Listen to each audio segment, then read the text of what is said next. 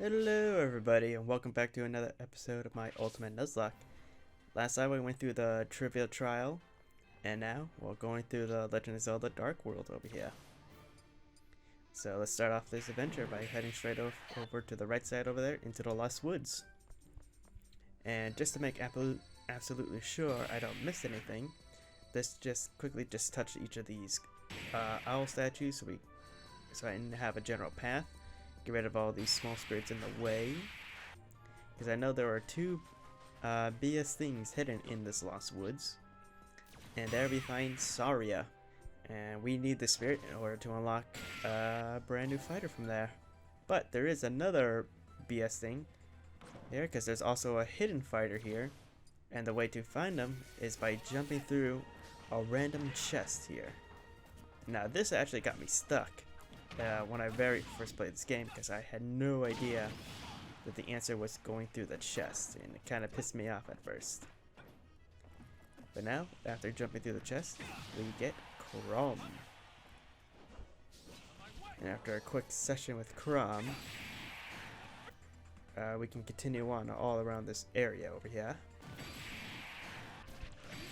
Alrighty, now let's go through that log wooden path that Saria opened up for us, and after a little bit we actually get to see young Link, the young lad himself. And what's interesting about this young Link is that it seems to be heavily implied that this young Link is supposed to be the one in Majora's Mask, but yet all the things that he has and his design speak otherwise, because all his stuff is from Ocarina, even though it seems like timeline-wise he should be coming straight from Majora at this point. But hey, who am I to judge? We found Saria, and Saria is very linked in with regular young Link. So again, who could say? There we go, and after unlocking young Link, we get the first piece of the Triforce. The Triforce of Courage, of course. So naturally, we're gonna find both Zelda and Ganondorf within this realm and acquire their Triforce pieces. So let's quickly just head over to the left side here, so we can get Zelda's Triforce piece over there. And she's in a very interesting area, since the area itself seems like it's a time plaza of sorts, or like it's supposed to reference Clock Town, if anything, which is a very weird reference, especially for Zelda to be hiding there. But along the way, for some reason, we find Sonic just hanging around here. Why he's here? Couldn't really tell you. Is it because Sonic's evil? Possibly. Again, couldn't really tell you. It is kind of ironic though, that after unlocking one of the fastest characters in the game itself takes so fucking long. Why must Sonics always drag on the game, even though they have the speed to speed things up incredibly? It's just because it doesn't go against their playstyle to win, which is very, very strange and opposite. Oh well. Let's just continue heading on west to the clock area, because if memory serves, there's 2 or 3 times we have to input in order to find every secret here. So let's quickly explore this area a little bit so we can get to the first one. I will also make a note, however, at this point, that there's just a lot of spirits here for no, I would say for no reason, but it really does feel like they're just dragging on this area with a whole bunch of weakling spirits. Sure, this area does contain the most 4-star spirits, but there's a lot of just minuscule ones. Anyways, we get to the first time. 1210, and there we find Impa. Also, it seems really weird that the hour hand is in the inner circle and the outer hand is supposed to represent the outer circle. And I guess it's just the way it's supposed to represent how long each hand is, but still, it seems a bit opposite in my head for some reason. That the hour hand is supposed to be on the inside and the minute hand is on the outside. Oh well, what can you do? Anyway, with unlocking Impa over here, we unlock the path to go see Zelda right over there. But first we have to deal with the There we go. After unlocking Zelda over here, we get another piece of the Triforce of Wisdom, and we unlock the path to the Master Sword. But first we must defeat its guardian, Cloud Strife. Why is he the guardian here? Who could say?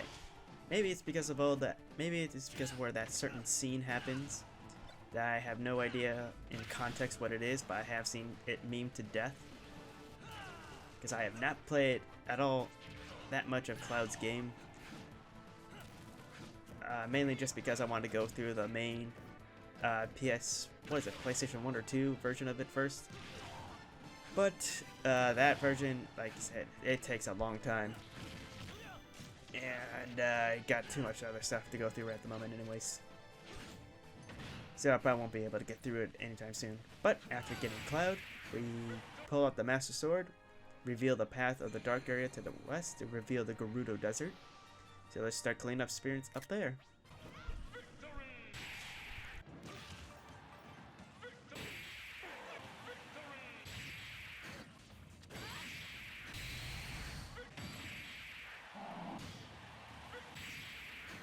Alrighty, and after going through the whole Gerudo Town or Gauntlet that's up here, you find Ganondorf, the King of Evil, at the very top up here. Naturally, we pick Zelda, and we head on over, so we can seal up this Ganon once and for all. And do have an interesting take and or conspiracy theory about what's going on during this part, because there is something very weird that happens with this, but I'll explain it a little bit later on. But for right now, we get the Triforce. We unveil Ganon's castle, so we can go down there to face the true King of Evil, Ganon. But first, let's clean up the rest of these spirits over here. Let's go with this Calamity Ganon. And of course, we gotta go with Young Link here. And thank God he just suicide bombed us. Make this quick and easy. So now let's just get all the other things.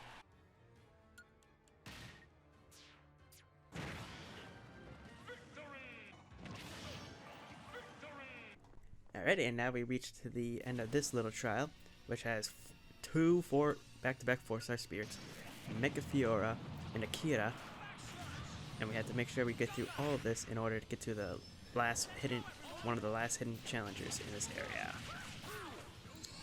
Luckily, Mecha Fiora wasn't that big of an issue. We were able to defeat her pretty well with Shulk. And now we run up to Akira here. And you know what? He's the last fighting game character from Virtual Fighter. So we gotta go with Ryu here. The last Street Fighter character here. And no!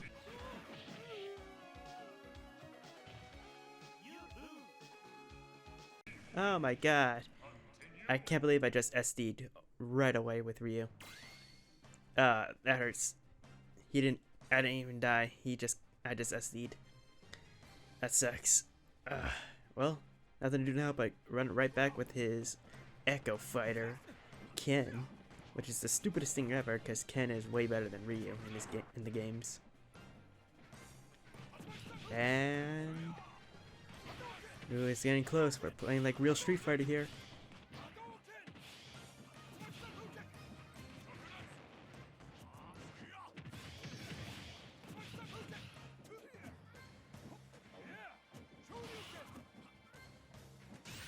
And nah!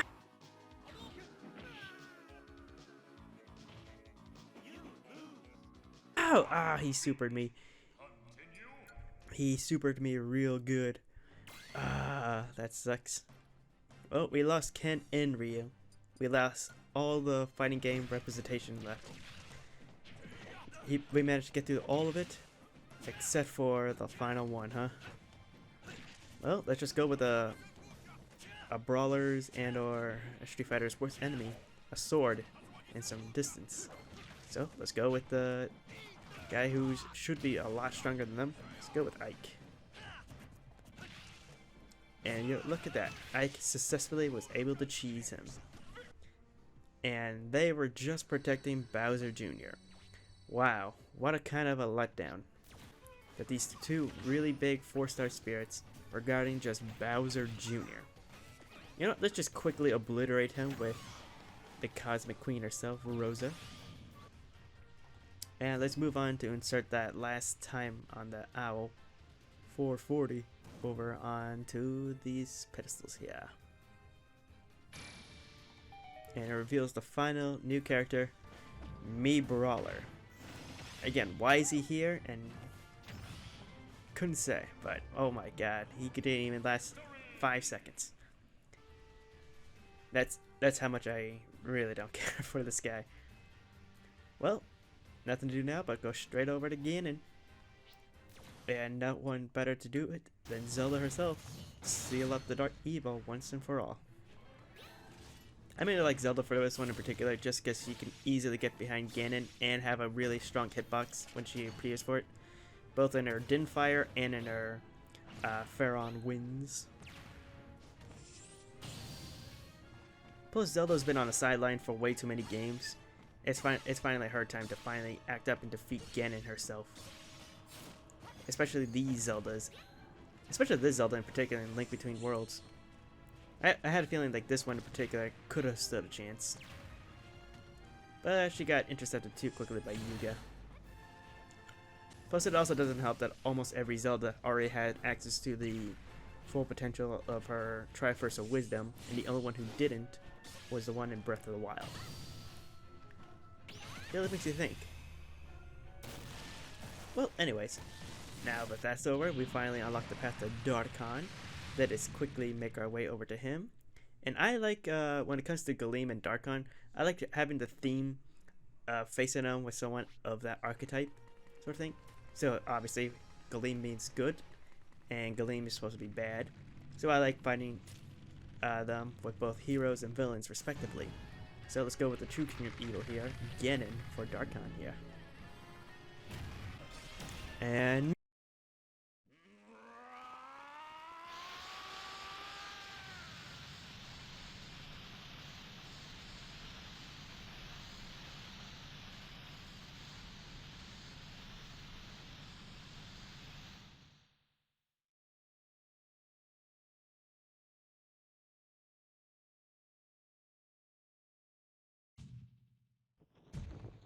no! Oh my god.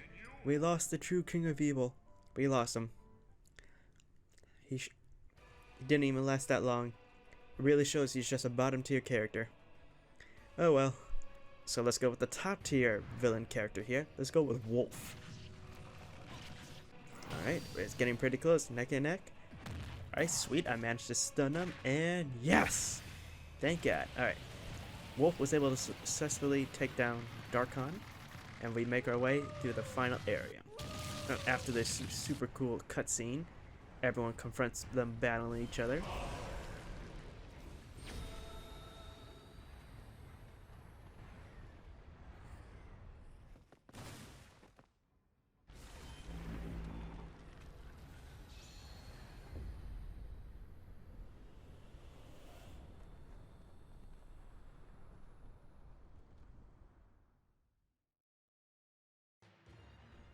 We make it to the final area, light versus dark, and we'll continue this on the next episode.